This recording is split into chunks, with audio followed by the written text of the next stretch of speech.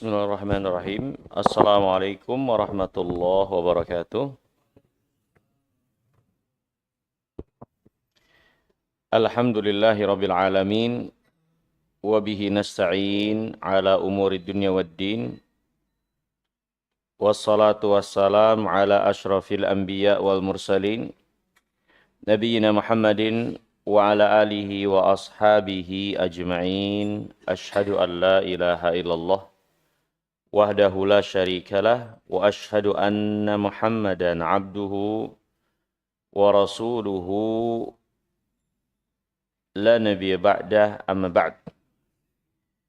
Hadirin yang dimuliakan oleh Allah, alhamdulillah dengan memuji Allah Subhanahu wa taala kita bersyukur atas segala nikmat dan karunia-Nya. Kembali Allah pertemukan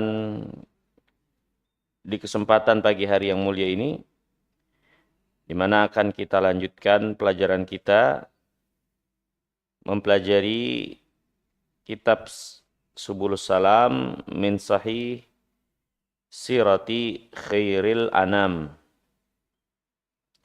Dan kita sampai pada pembahasan tentang Islamnya Umar dan juga Hamzah ibn Abdul Muttalib radhiyallahu taala anhuma, di mana dijelaskan secara khusus keislaman dua orang ini, karena memang kedua orang ini memiliki pengaruh besar dengan keislamannya dari kepercayaan diri kaum muslimin di dalam mengamalkan keislamannya. Dengan keislaman dua orang ini, maka kaum muslimin semakin percaya diri dan semakin kuat untuk mengamalkan Islam.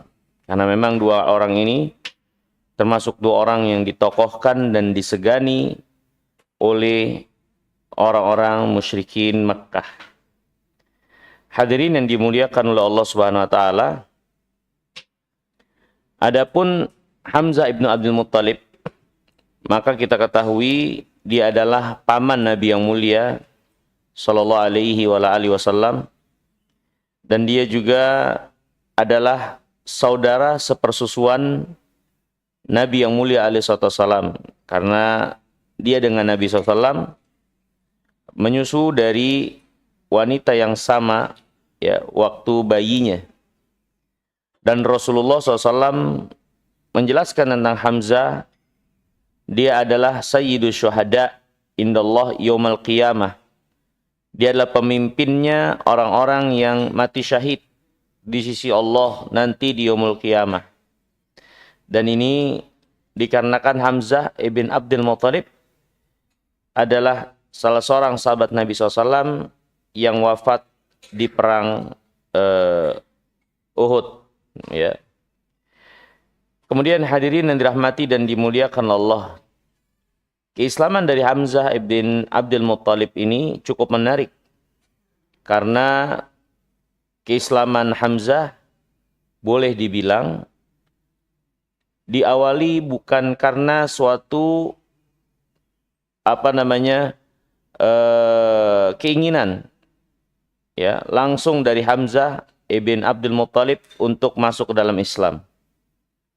Ya, Hamzah masuk ke dalam Islam itu karena pembelaan dia kepada Nabi yang mulia alaihi salatu wassalam sebagai keponakannya, sebagai saudaranya yang dilecehkan oleh orang-orang Quraisy, diantaranya oleh Abu Jahal. Jadi Hamzah tergerak hatinya membela dan marah, membela Nabi SAW, bukan karena keinginan beliau untuk masuk ke dalam Islam, ya, di awal pertama kali. Ya, bukan karena itu. Tapi dikarenakan pembelaan secara naluri persaudaraan sedarah kepada Nabi yang mulia salawatullah wassalamuhu alaihi.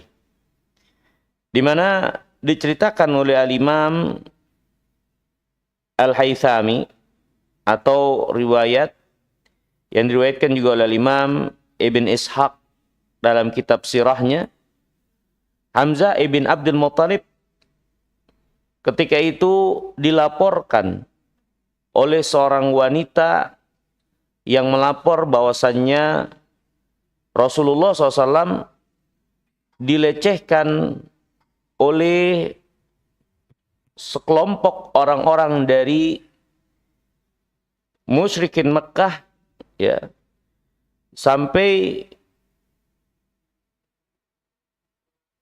Hamzah akhirnya marah dengan sebab pelecehan tersebut. Ya.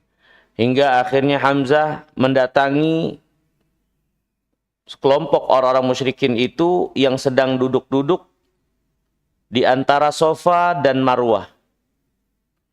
Maka langsung saja Hamzah melempar atau memukul Abu Jahal menggunakan busurnya sambil mengatakan khudha bil qaus wa ukhra bis saif. Terima ini, ya, busur, ya, olehmu. Selanjutnya, maksudnya kalau masih terjadi pelecehan kepada Rasulullah, kepada Muhammad, selanjutnya balasan itu adalah dengan pedang. Sambil dengan marahnya dia mengatakan, asyhadu annahu Rasulullah. Aku bersaksi dia itu adalah utusan Allah. Wa annahu ja'a bil haq min indillah. Dan aku bersaksi dia itu Muhammad datang membawa kebenaran dari sisi Allah Subhanahu wa taala. Maka melihat ucapan Hamzah ini, orang Quraisy yang tahu bahwasanya Hamzah berada pada agama mereka, maka mereka segera berusaha mempengaruhi Hamzah, ya, untuk tidak membela Rasulullah sallallahu alaihi wasallam. Sebagian mereka mengatakan, ya Aba Ammarah, innahu sabba alihatana. Wahai Abu Ammarah, maksudnya Hamzah, Muhammad ini kan telah menghina sesembahan-sesembahan kita. Ini kenapa engkau malah membela dia? Dia telah menghina sesembahan kita. Ya, lihat hadirin yang dimuliakan oleh Allah. Bagaimana orang-orang musyrikin berada dalam kebatilan, tapi tetap mereka saling menyemangati, ya, satu dengan yang lainnya untuk membela apa yang mereka sembah dari sesembahan yang batil itu. Mereka saling menyemangati dan mereka penuh dengan militan membela sesembahan-sesembahan mereka. Padahal yang mereka sembah itu adalah batil. Ya.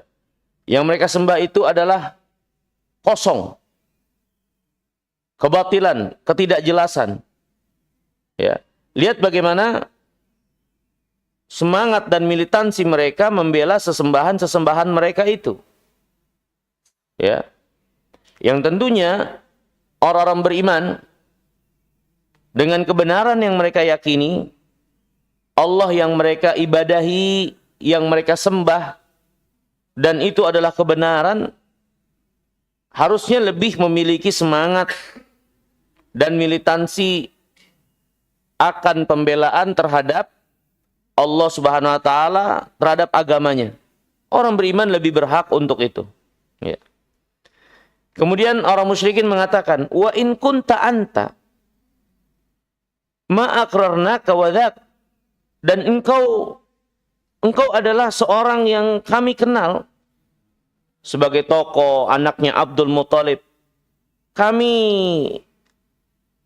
tidak membenarkan atau kami tidak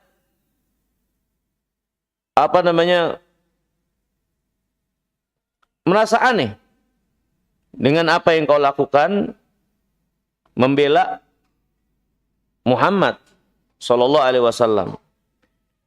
Wa ma kunta ya Aba Ammarah fahishan.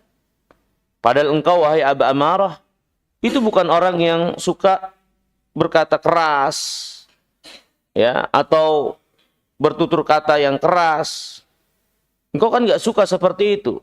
Tapi bagaimana kami mendapatkan engkau begitu marahnya membela Muhammad sallallahu alaihi wasallam. Ini hadirin yang dimuliakan Allah. Hamzah ibn Abdul Muttalib dijelaskan para ulama, ya, awal ketertarikan dan masuknya dia ke dalam Islam itu boleh dibilang bukan karena keimanan yang ada pada dirinya terhadap apa yang ada pada Rasulullah SAW. Tapi dia awal akhirnya Allah membukakan hatinya untuk menerima Islam itu karena pembelaan secara kekeluargaan, ya, kepada Rasulullah SAW yang ketika itu adalah ponakan beliau sendiri yang memiliki hubungan darah dengan beliau, ya. Dan ini dalil hadirin yang dimuliakan Allah, ya, petunjuk buat kita sekalian. Allah Subhanahu wa taala memberikan hidayah kepada hamba-hambanya dengan berbagai macam cara. Dengan berbagai macam cara. Ya. Ada yang memang dengan atau melalui dengan sebab penjelasan Islam, kemudian dia paham, dia mengerti, kemudian tertarik. Ada yang karena menerima kebaikan dari seorang muslim sehingga itu membuat dia tertarik masuk ke dalam Islam, ya. Ada yang karena semata mendengar azan kemudian dia tergugah karena pastinya apa-apa yang menjadi bagian agama ini menggugah hati mereka yang benar-benar ingin kebaikan, ya.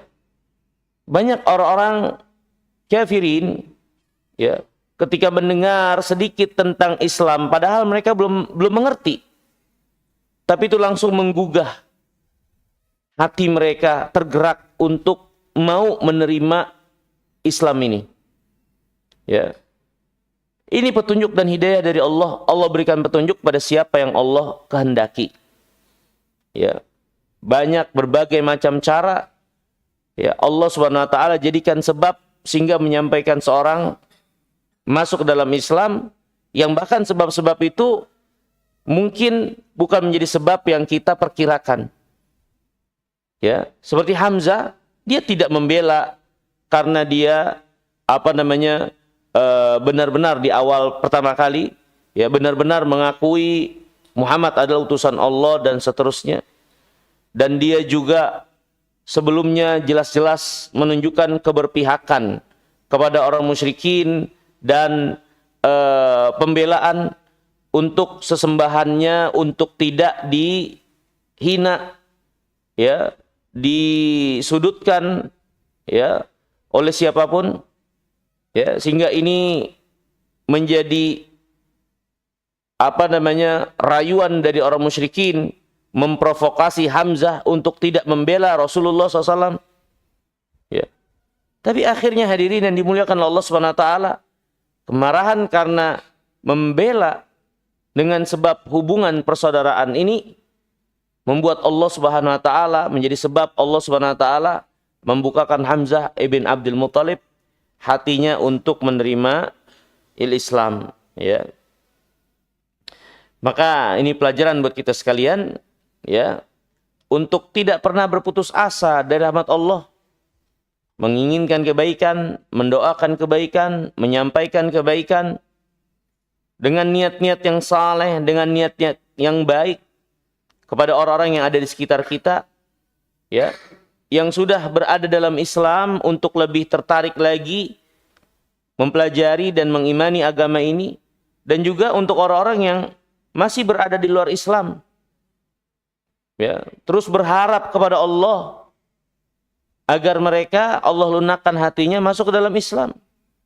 Allah Maha Kuasa untuk membukakan hati hamba-hambanya, dan Allah pemilik dari hati-hati hamba-hambanya semua untuk membolak-balikan hati seorang hamba sehingga hati tersebut terbuka untuk kebenaran yang sangat mulia ini. Maka jangan pernah berputus asa dari rahmat Allah Subhanahu wa taala, ya. Kemudian hadirin yang dimuliakan Allah, selanjutnya penulis rahimahullah taala menjelaskan tentang bagaimana Islamnya Umar bin Khattab radhiyallahu taala anhu. Ya, dan Umar bin Khattab sebelum masuk Islam juga adalah seorang yang disegani oleh kawan maupun lawan. Ya. Orang yang dikenal memiliki suatu ketegasan sehingga beliau sebagai orang yang benar-benar sangat berwibawa di hadapan umumnya manusia yang melihat beliau.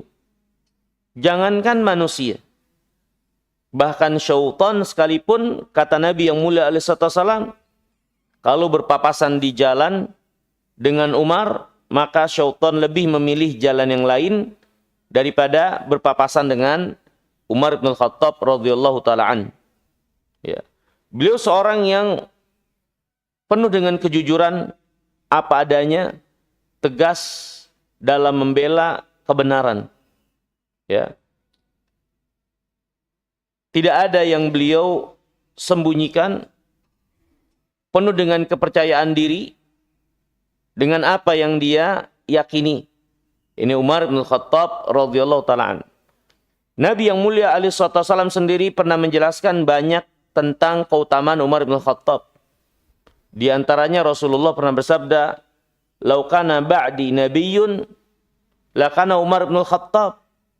Kalau ada nabi lagi setelahku, tentu orang itu yang diangkat adalah Umar bin Khattab. Kalau ada lagi nabi setelahku, hanya saja nggak ada lagi nabi setelah Muhammad alaihissalatu wassalam. Kalau ada nabi lagi setelah aku, orang itu adalah Umar bin Khattab. Ya, Umar bin Khattab radhiyallahu taala. Ya, yang menunjukkan betapa kemuliaan keadaan yang ada pada Umar. Ya, sehingga kata Rasulullah, kalau Allah SWT jadikan ada nabi lagi setelah beliau, tentu orang yang akan diangkat itu adalah Umar. Ya. Nah, ini hadirin yang dirahmati dan dimuliakan oleh Allah SWT. Dan banyak kisah dan riwayat tentang Umar bin Khattab. Ya. Bagaimana pandangannya itu berkesesuaian dengan apa yang menjadi ketetapan Allah SWT dari hukum untuk kaum muslimin. Sebelum turunnya hukum tersebut, ya, ada beberapa pandangan Umar yang berkesesuaian dengan apa yang menjadi syariat Allah selanjutnya. Ya, menunjukkan betapa ketajaman pandangan Umar, kejernihan hati yang ada pada Umar, sehingga pandangan-pandangan beliau berkesesuaian dengan apa yang menjadi syariat Allah selanjutnya. Ya. Di antaranya Umar pernah memandang bagaimana kalau makam Ibrahim itu dijadikan tempat sholat. Ya. Maka Allah turunkan firman Allah dalam surah Al-Baqarah, "Wattakhidhu min maqami Ibrahim musalla." Jadikanlah oleh kalian makam Ibrahim, maksudnya adalah tempat berdirinya Ibrahim atau prasasti dari berdirinya Ibrahim membangun Ka'bah, jadikan itu sebagai tempat salat. Maka ada salat sunat setelah tawaf yang disukai dikerjakan dengan menjadikan makam Ibrahim ada di tengah antara kita dengan Ka'bah. Ya. Dan itu di antara pandangan Umar. Kemudian turun ayat yang menjelaskan tentang hal tersebut. Ya. Di antaranya juga kemarahan Umar kepada istri-istri Nabi SAW, khususnya anak beliau Hafsah, yang melakukan beberapa tindakan yang membuat Rasulullah SAW jadi kesusahan. Ya, karena kecemburuan mereka satu dengan yang lainnya, sehingga membuat Nabi SAW sampai mengharamkan apa yang Allah halalkan. Dan Umar memarahi khususnya anaknya yang bernama Hafsah, sambil mengatakan bahwasanya bisa saja Allah memerintahkan nabinya menceraikan kalian dan menggantikan kalian wanita-wanita yang lebih baik buat kalian. Maksudnya jangan kalian berbuat seperti itu kepada Rasulullah SAW. Ya, memperingatkan kepada para istri, terutama anaknya sendiri, sehingga turun firman Allah dalam surah At-Talaq. Asa rabbuhu in talaqakunna an yubdilahu azwajan khairan minkun. Firman Allah, bisa saja Allah perintahkan nabinya untuk menceraikan kalian semua, para istri-istri Nabi. Kemudian Allah gantikan untuk Rasulullah perempuan-perempuan yang lebih baik daripada kalian, dan seterusnya. Ini berkesesuaian dengan apa yang menjadi ketetapan Allah SWT, syariat Allah SWT. Ini Umar ibn Khattab radhiyallahu ta'ala an. Ya. Ini menunjukkan betapa kejernihan hati, kejujuran di dalam keimanan, ya, sudut pandang yang sangat tajam dari Umar bin Khattab, ya, untuk kebenaran dan kebaikan ini. Ya. Nah, hadirin yang dirahmati dan dimuliakan Allah, Umar bin Khattab sendiri sebelum masuk Islam, ya, itu sebagai orang yang dikenal sangat kejam dan besar permusuhannya terhadap kaum muslimin. Ya. Dan ini dikatakan sendiri oleh Sa'id ibn Zaid,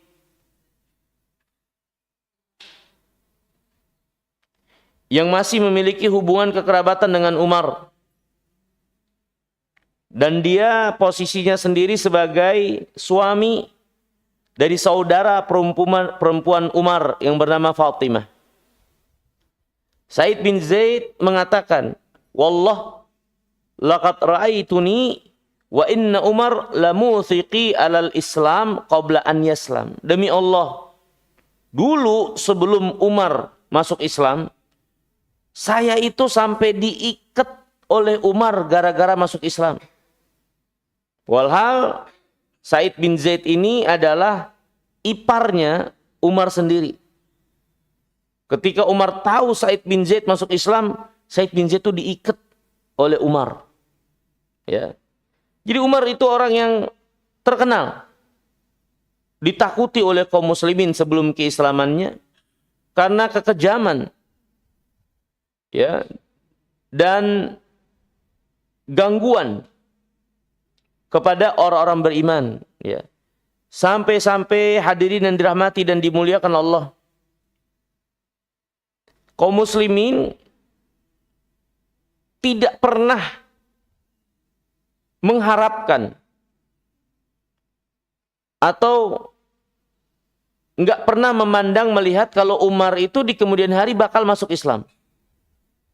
Karena saking kerasnya permusuhan dan kebencian yang ditunjukkan oleh Umar kepada kaum muslimin. Sampai mereka mengatakan, mungkin bahasa kitanya mustahil Umar itu masuk Islam. Ya. Ini diceritakan dalam riwayat yang disahihkan sanadnya oleh para ulama dari Ummu Abdillah ibn Abi Hathmah. Ummu Abdillah binti Abi Hathmah pernah berkata, "Demi Allah, kami pernah sampai ingin hijrah ke Habasyah." Ini kami sudah bersiap untuk hijrah ke Habasyah karena nggak kuat lagi akan gangguan, tekanan di kota Mekah karena keislaman mereka. Ya. Dan suaminya Ummu Abdillah ini, Amir ibn Rabi'ah, keluar untuk bersiap-siap. Waktu bersiap-siap ingin hijrah. Di tengah jalan dia ketemu Umar ibn Khattab. Ya. Dan dia mengatakan, si Ummu Abdillah, Umar ini adalah orang yang benar-benar sangat kami rasakan gangguannya, tekanannya kepada kaum muslimin. Ya. Ketika mereka sedang bersiap, Umar menemuinya atau berpapasan dengan Umar, dia dengan suaminya. Atau Ummu Abdillah bertemu sendiri dengan Umar, suaminya pergi bersiap-siap, mencari persiapan. Ummu Abdillah sedang bersiap, ketemu Umar. Umar berkata, "Innahu lintilaq ya Ummu Abdillah." Kamu mau pergi hijrah, wahai Ummu Abdillah? Karena Umar tahu, melihat persiapan-persiapan yang dipersiapkan dengan apa yang umumnya dilakukan oleh orang Islam yang sudah mulai eksodus keluar dari kota Mekah. Maka Ummu Abdillah mengatakan, iya, kita mau keluar juga dari sini. Ya. Demi Allah, lanakhrujanna fi ard min ardillah in adaitumuna wa qahhartumuna hatta yaj'alallahu lana makhrajan. Demi Allah, kami mau keluar dari negeri ini, ya. Kalau kalian terus menyakiti dan mengintimidasi kami, sampai Allah menetapkan keputusannya buat kami gimana nanti. Sekarang selamatkan diri dulu, nggak bisa beragama dengan baik, terus tersiksa, terintimidasi, ya sudah. Bumi Allah luas. Ya, kami ingin pergi ke tempat lain di bagian bumi Allah ini untuk bisa mengamalkan agama ini dengan tanpa tekanan. Ya. Qalat faqala sahibakumullah. Tapi Umar ketika itu mengatakan, semoga Allah menyertai kalian. Umar mengatakan seperti itu. Ummu Abdillah kaget. Kok Umar sampai mendoakan dengan doa yang jelas itu nampak seperti doa kebaikan. Ya, semoga Allah menyertai kalian kalau mau pergi. Karena Umar tadinya itu kan sangat keras permusuhannya kepada kaum muslimin. Kata Ummu Abdillah, "Huraitu lahu riqqah, lam akun araha." Aku ngelihat kayak ada satu kelunakan pada diri seorang Umar ketika itu dengan ucapannya yang belum aku pernah lihat. Ya. Tuman saraf waqad ahzanahu fima ara khurujana.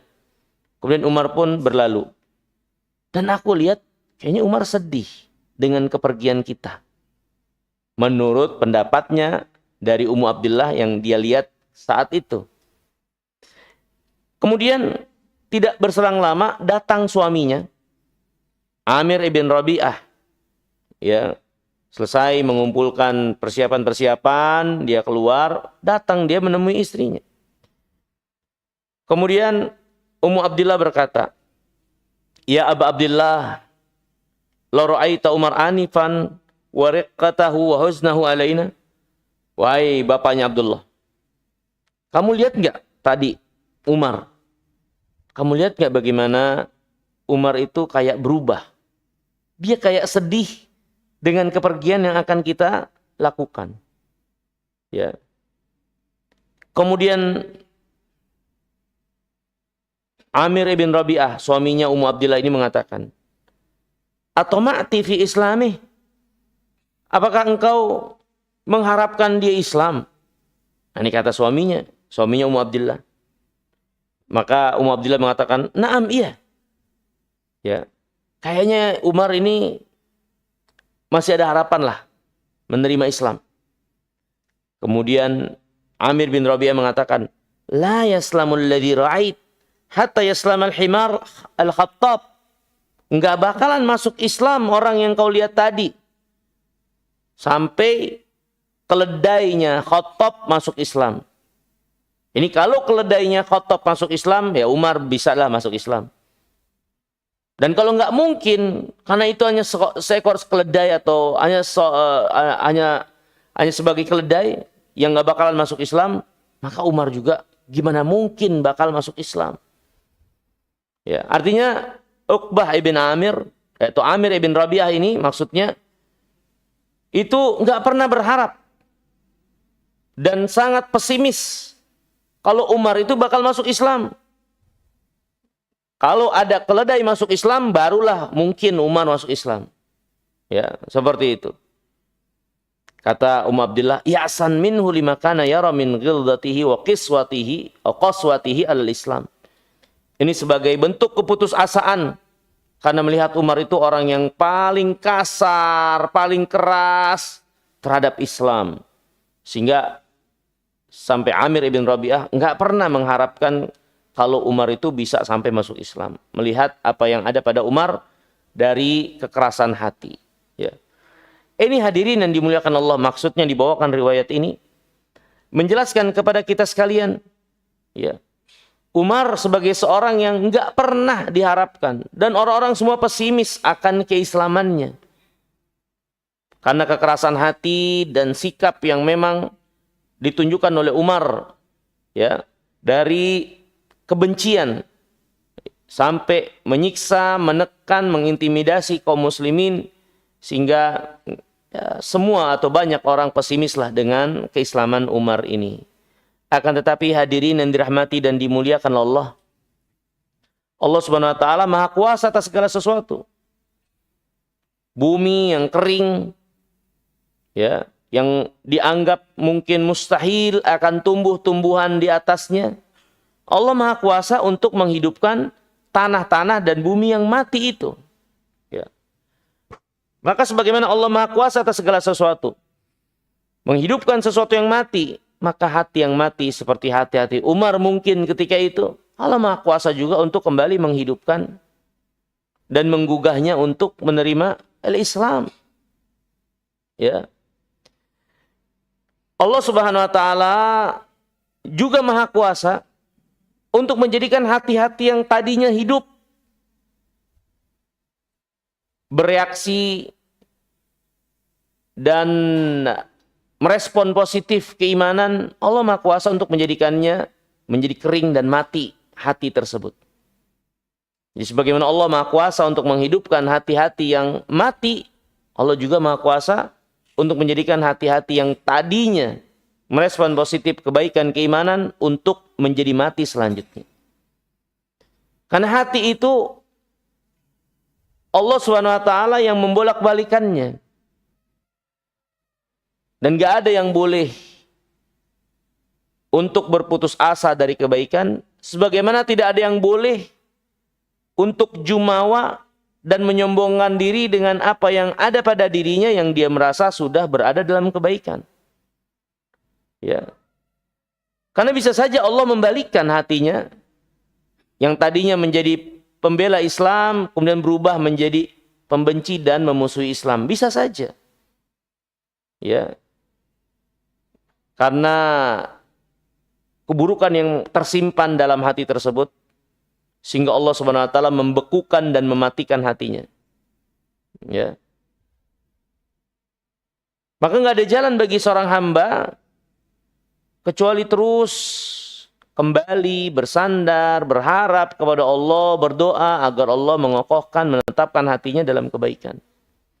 Nabi kita yang mulia alaihi wasallam sendiri, di antara doa yang banyak beliau baca, minta sama Allah, beliau minta agar Allah menetapkan hatinya dalam ketaatan, dalam Islam, dalam kebaikan. Di antara doa yang sering Nabi SAW baca, Ya muqallibal qulub, tsabbit qalbi ala dinik. Ya Allah yang membolak-balikan hati, tetapkan hatiku di atas agamamu. Ini doa yang sering dibaca oleh Rasulullah sallallahu wasallamu alaihi, dan beliau sebagai seorang nabi dan rasul berdoa dengan doa ini. Maka bagaimana dengan kita? Ya, yang tentunya masih banyak kekotoran-kekotoran yang kita simpan dalam hati ini yang mengkhawatirkan menjadikan hati ini mati. Ya. Maka kita harus senantiasa kembali kepada Allah dan jangan merasa puas dengan apa yang telah ada pada diri kita dari kebaikan yang nampak kita lakukan, apalagi sampai menyombongkan diri ya dengan apa yang telah kita lakukan dan ada pada kita yang mungkin nampak sebagai kebaikan. Ya, nggak boleh kita seperti itu dan hendaknya kita kembalikan semua segala pujian, sanjungan kepada Allah Subhanahu wa taala dengan kita berserah kepada Allah, meminta kebaikan kepadanya dan berlepas diri serta meminta perlindungan dari keburukan-keburukan diri kita hingga Allah Subhanahu wa taala mengasihani kita untuk menjadikan hati ini tetap terus berada dalam kebaikan sampai akhir hayat kita. Ini yang harus kita lakukan. Allah Subhanahu wa taala pernah menurunkan satu ayat yang kata Abdullah bin Mas'ud, ayat ini turun 4 tahun setelah keislaman mereka. Yaitu teguran dari Allah akan hati-hati yang ada pada kaum muslimin yang nampak mulai mengeras. Padahal baru 4 tahun di dalam Islam. Ya. Allah berfirman, alam ya'ninil ladzina amanu an takhshu qulubuhum li dzikrillah wa ma nazala minal haqq wa la yakunu kal ladzina utul kitaba min qablikum wa la yakunu kal ladzina utul kitaba min qablu fatala alaihimul amadu faqasat qulubuhum wa katsirun minhum fasiqun. Belumkah datang bagi orang-orang beriman untuk kekhusyuan hati mereka di dalam mengingat Allah dan menerima kebenaran yang datang kepada mereka? Belumkah datang bagi orang beriman hati mereka itu melunak, mengikuti kebenaran, menerima kebenaran, walaupun itu tidak berkesesuaian dengan hawa nafsunya, ya, atau nampak berat di hadapan matanya. Tapi belumkah datang orang beriman itu melunak hatinya, menerima dan lapang untuk kebenaran itu? Jangan sampai orang-orang beriman itu seperti ahlul kitab terdahulu. Berlalu waktu dalam keislaman mereka, pengikutan mereka kepada Nabi yang diutus. Tapi itu tidak membuat hati mereka kecuali semakin tambah keras. Tala alaihimul amad faqasat qulubuhum. Berlalu lama pengikutan mereka kepada Rasul yang diutus, bukan malah tambah hati mereka melunak, melembut terhadap kebenaran, justru malah semakin keras. Itu keadaan ahlul kitab dulu. Dan kebanyakan mereka adalah orang-orang fasik. Ini hadirin yang dimuliakan Allah dalil. Bahwasanya keimanan apa yang ada dalam hati itu butuh perawatan. Butuh disiram. Butuh dikuatkan. Untuk diperbarui lagi. Ya, untuk disegarkan kembali. Kalau keimanan itu dibiarkan dan tidak dirawat, maka lama-kelamaan akan mengering dan mati. Ya. Jangan seorang merasa cukup ketika dia terlahir dari keluarga Islam, KTP-nya Islam, kemudian merasa kalau dengan statusnya itu sudah mencukupi untuk dia bawa mati. Ditanya malaikat ngadep Allah tinggal nunjukin KTP, itu nggak cukup. Keimanan itu perlu dirawat, perlu perawatan. Untuk terus disirami, ya, kemudian diberikan pupuk, nutrisi keimanan, ilmu berupa ilmu yang semakin menguatkan dan membukakan pandangan untuk meyakini bukti-bukti kebenaran yang nyata, dan juga dengan amal saleh yang semakin membuat atau menciptakan, melahirkan kecintaan terhadap kebaikan, terhadap keimanan. Ya, iman itu perlu dijaga dan perlu perawatan dan harus konsisten di dalam penjagaan dan perlindungan serta perawatannya. Allah menegur orang beriman 4 tahun setelah keimanan mereka, nampak mulai hati-hati mereka itu melemah, mengeras. Karena mungkin merasa sudah cukup dengan apa yang ada. Sehingga turun firman Allah ini, kata Abdullah bin Mas'ud, 4 tahun setelah keislaman kami. Allah tegur, jangan sampai kayak Ahlul Kitab dulu. Mengikuti Nabi, beriman kepada Nabinya, tapi semakin lama berada pada pengikutan, bukannya semakin lembut hatinya untuk kebenaran, malah semakin keras. Dan memang kebanyakan mereka orang-orang fasik yang dalam keimanan atau pengakuan keimanan, tapi justru yang mereka banyak lakukan adalah pelanggaran-pelanggaran dan dosa. Mereka mengaku dan menunjukkan mengikuti Nabi yang Allah utus, tapi banyak perbuatan mereka kontradiktif dengan ajaran Nabi tersebut. Kebanyakan mereka fasik. Sehingga berlalu waktu lama yang mereka lalui dalam pengikutan kepada Nabi yang diutus, hati mereka bukan tambah melunak, bukan tambah lembut, tapi makin tambah keras.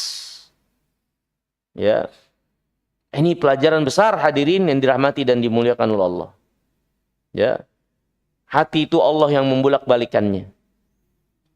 Ya, dan tentunya Allah tidak memperlakukan hambanya, ya, kecuali apa-apa yang sesuai dan tepat. Dan Allah tidak pernah menzolimi hamba tersebut. Mereka-mereka yang memang menginginkan kebaikan, kebenaran, dan mengusahakannya, Allah akan mudahkan jalan itu mereka kepada kebaikan. Tapi mereka-mereka yang Allah Subhanahu wa Ta'ala Maha mengetahui hati-hatinya, yang memang nggak ingin kebenaran, inginnya keberpalingan, ya, kedurhakaan, yang sebetulnya yang dia inginkan dirinya, hawa nafsunya, ya, bukan Allah, bukan Rasulnya, bukan agama Islam, bukan kebenaran ini, dan Allah Maha tahu. Ya. Nah, yang seperti itu pastinya akan dibalas oleh Allah sesuai dengan apa yang menjadi keadaan dirinya. Ya. Maka ini hadirin yang dimuliakan Allah, sebagaimana Allah SWT Maha Kuasa menghidupkan sesuatu yang mati, termasuk hati-hati yang mati Allah hidupkan.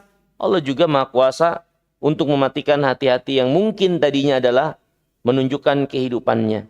Maka kita harus terus, ya, berlindung kepada Allah, ya, dan kembali kepada Allah, meminta kepada Allah agar Allah senantiasa menjaga diri kita, hati-hati kita ini terus berada pada apa yang Allah cintai dan Allah ridhai, ya. Nah, kemudian hadirin yang dimuliakan Allah, terkait dengan keislaman Umar lagi, ada beberapa keterangan tentang sebab Islamnya Umar bin Khattab. Ya, di mana beberapa keterangan tersebut umumnya menunjukkan bagaimana Umar itu masuk Islam disebabkan karena mendengar bacaan Al-Quran yang dibaca oleh saudari perempuan beliau.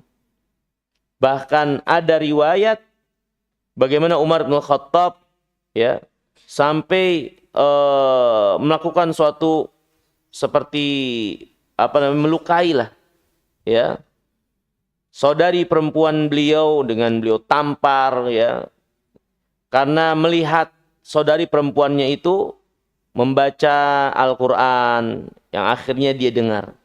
Tapi umumnya para ulama menjelaskan, ya, riwayat-riwayat yang menjelaskan tentang sebab masuk Islamnya Umar dengan menyakiti saudari perempuannya, itu riwayatnya lemah.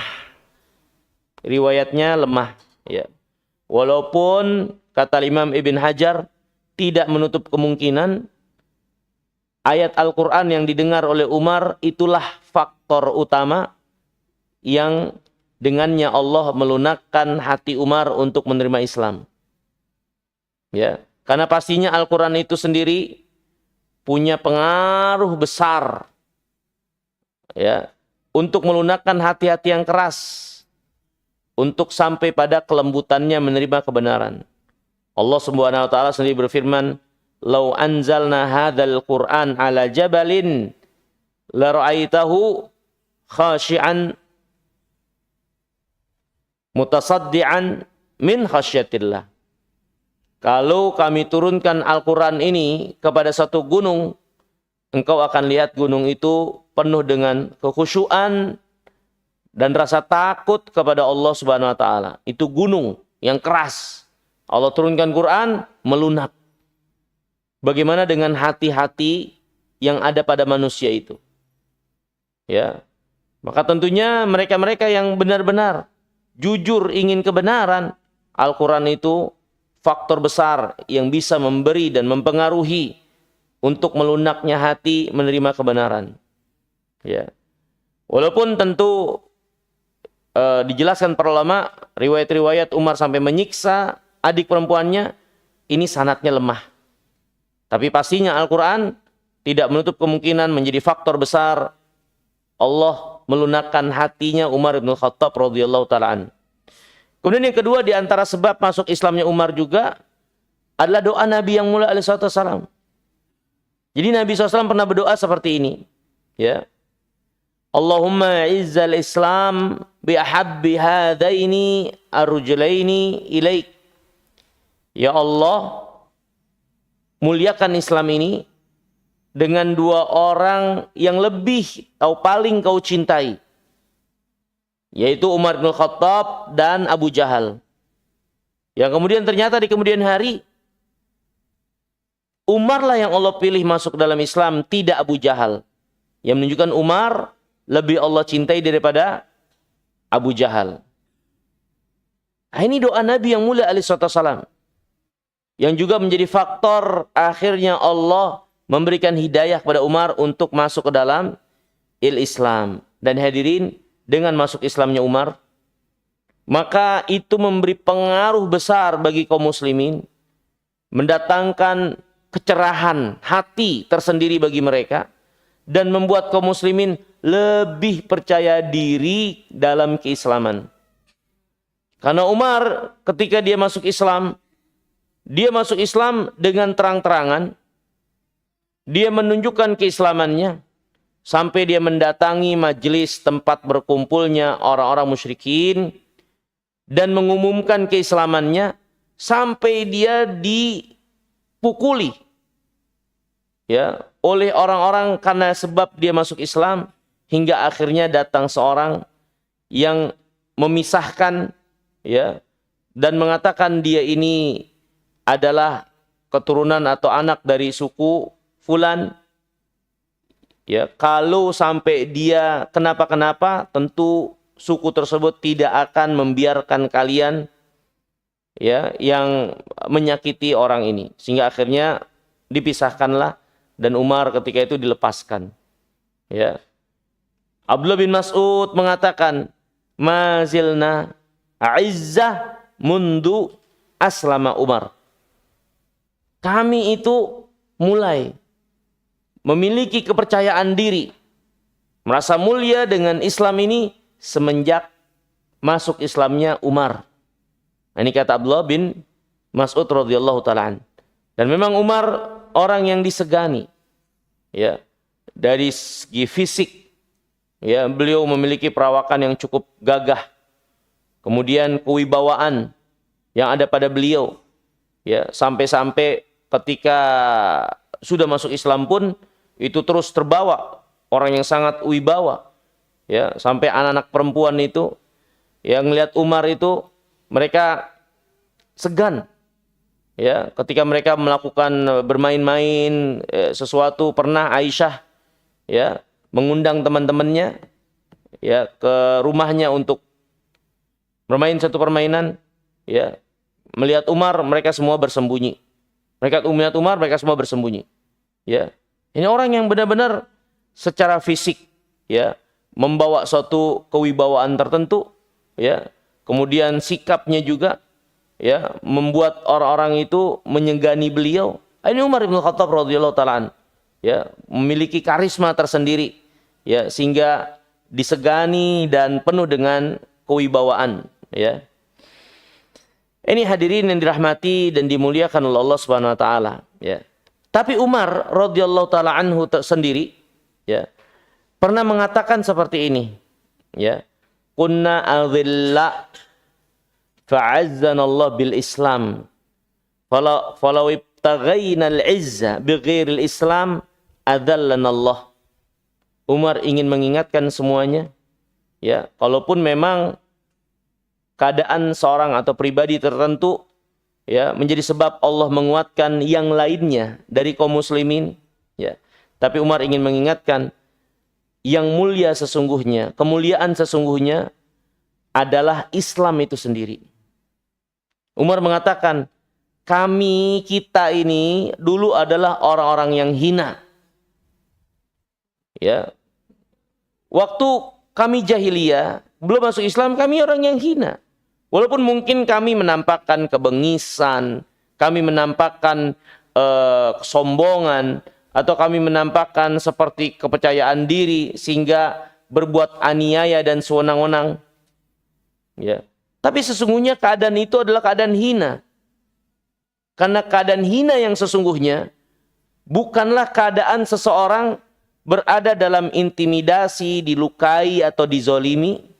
Keadaan hina sesungguhnya adalah kehinaan yang ada pada diri seseorang di hadapan Allah dengan dia tidak berbuat ketaatan, masuk dalam kubangan kemaksiatan, tenggelam dalam perbuatan-perbuatan keji dan kotor, dan perbuatan-perbuatan zalim. Itulah hakikat orang-orang yang berada pada kehinaan.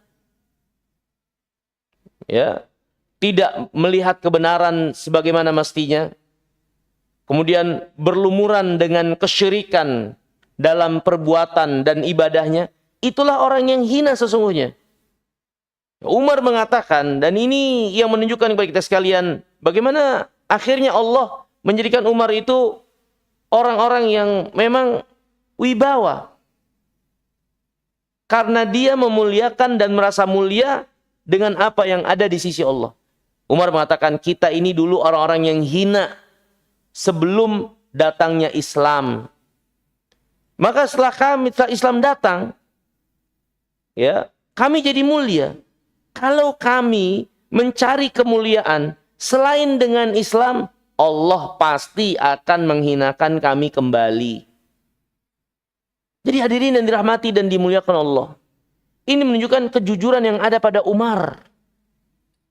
Kemuliaan yang hakiki yang sesungguhnya adalah dengan berpegang teguh, percaya diri terhadap Islam dan kebenaran ini. Itulah kemuliaan sesungguhnya. Dan kehinaan yang sesungguhnya adalah ketika seorang dijauhkan dari Islam, berpaling dari Islam, ya, tenggelam dalam kejelekan-kejelekan yang bertolak belakang dengan Islam. Itulah kehinaan yang sesungguhnya. Jadi kaum muslimin harus memiliki kepercayaan diri terhadap keislaman dan ajaran agamanya. Ya, dengan atribut keislamannya, ya, syariat Islam yang diamalkan, ibadah yang dikerjakan. Mereka harus percaya diri yang mereka lakukan itu benar dan kebenaran. Ya, nggak ada alasan untuk berkecil hati, nggak ada alasan merasa hina dengan keislaman yang kita lakukan. Seorang wanita misalnya, ya, Allah syariatkan untuk memakai jilbab menutup auratnya, nggak usah merasa hina. Mungkin di tengah-tengah banyaknya manusia yang menampakkan auratnya, nggak usah merasa hina. Kalaupun mereka hanya sendirian yang menutup aurat. Seorang laki-laki menunjukkan jati dirinya sebagai seorang muslim, nampak sebagai seorang Islam, nggak usah merasa hina. Sehingga mereka harus berkamuflase, menunjukkan dirinya sama seperti orang-orang lain yang melakukan kemaksiatan, kefasikan, ikut bersama mereka. Maka nggak perlu menghinakan diri untuk seperti itu. Seorang harus percaya diri dengan keimanan, keislamannya. Walaupun berbeda dengan orang banyak atau melawan arus dari orang banyak, Selama yang dilakukan itu benar, dicintai dan diridhai oleh Allah, maka kemuliaan sesungguhnya milik Allah, bukan milik manusia, bukan milik komentar-komentar, penilaian manusia, pembelaan mereka, ya, keberpihakan mereka. Bukan itu, kemuliaan milik Allah Subhanahu wa taala. Allah Subhanahu wa taala berfirman, "Walillahil 'izzah walirasulih walil mu'minin." Izzah, kemuliaan itu sesungguhnya milik Allah, milik Rasulnya, dan orang-orang yang beriman dengan keimanan mereka. Itulah kemuliaan sesungguhnya. Ya, maka Umar mengatakan, kita ini dulu kaum yang hina sebelum masuknya Islam. Islam datang, kami jadi mulia. Kalau kami cari kemuliaan selain daripada Islam, ya Allah akan menghinakan kami kembali. Maka hadirin, ini juga menjadi cerminan buat kita seluruhnya secara umum kaum muslimin.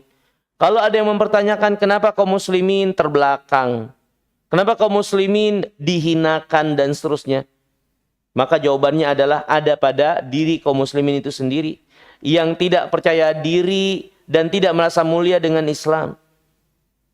Ya, statusnya Islam, berada pada agama Islam, tapi Islamnya sendiri ditinggalkan, enggak dia amalkan. Dia jauhi dan tinggalkan perintah Allah, kewajiban-kewajiban agamanya. Dan enggak percaya diri dengan keislaman.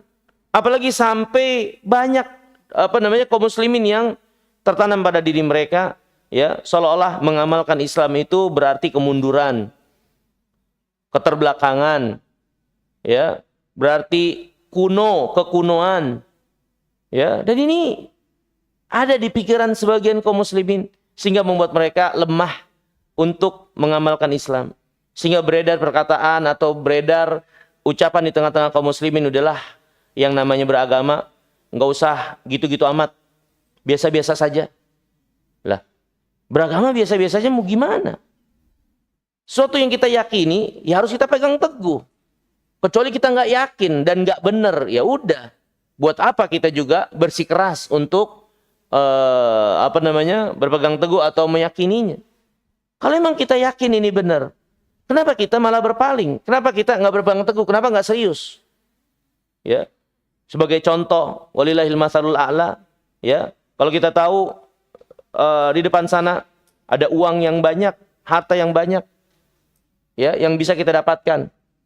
Ya, dan itu jelas, kabarnya jelas, keterangannya jelas, ya, dari orang yang benar, yang nggak berbohong, ya, yang tidak dikenal dengan kedustaan.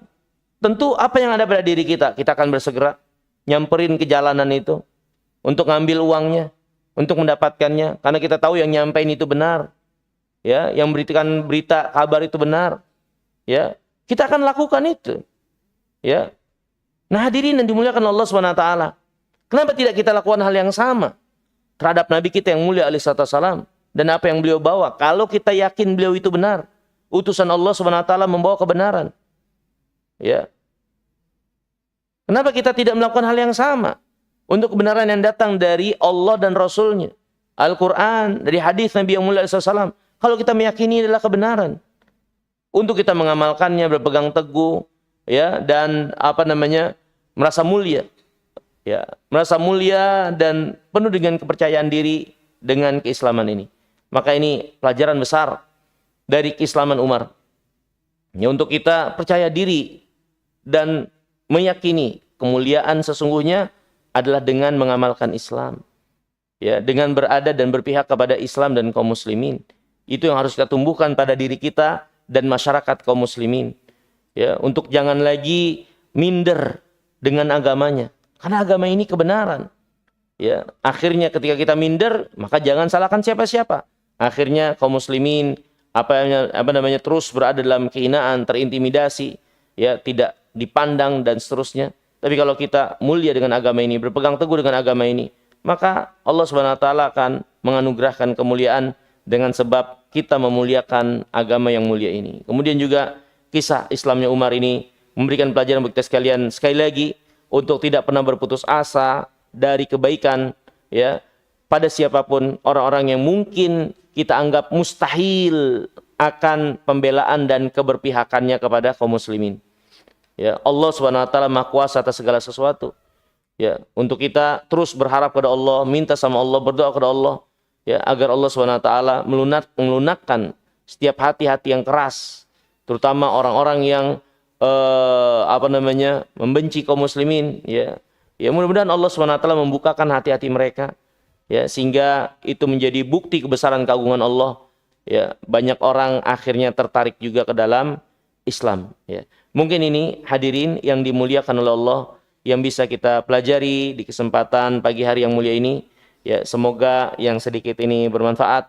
Semoga Allah Subhanahu wa taala merahmati kita sekalian dan menetapkan serta mengokohkan hati kita di dalam Islam dan menjadikan kita orang-orang yang penuh dengan kepercayaan diri untuk mengamalkan dan memuliakan agama yang mulia, agama yang benar ini, yaitu agama Islam yang dibawa oleh Nabi kita Muhammad sallallahu alaihi wa alihi wasallam. Aqulu qouli hadza wa astaghfirullah li wa lakum wa akhiru da'wana anil hamdulillahi rabbil alamin. Wassalamualaikum warahmatullahi wabarakatuh.